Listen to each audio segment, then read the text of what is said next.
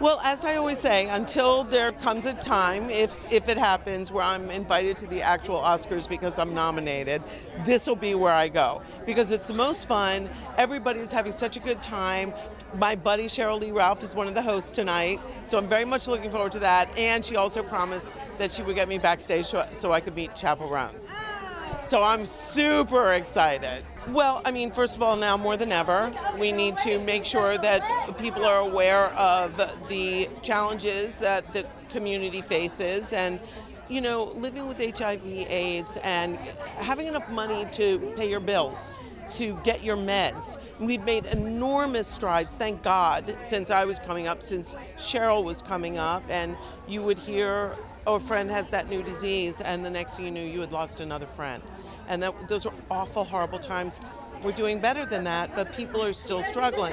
And so in order to meet the needs of people that are, you know, trying to deal with health challenges in a country that doesn't have nationalized health, this is necessary. And as Cheryl points out, and the foundation points out, the women living with the disease and women dealing with the other effects of having an ongoing chronic health issue is they also get overlooked. So I just think it's important to remind people that this is an ongoing health issue, that people live with it, they do well, but we need to help them sometimes.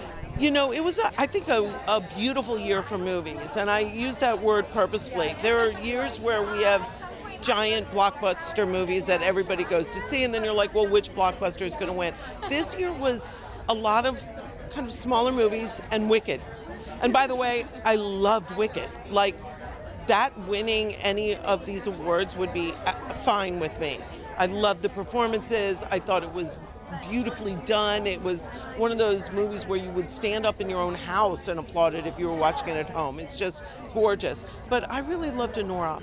I loved how it was a small story, but like the realistic version of Pretty Woman. I loved Mike's performance. I loved it. I thought it was stunning.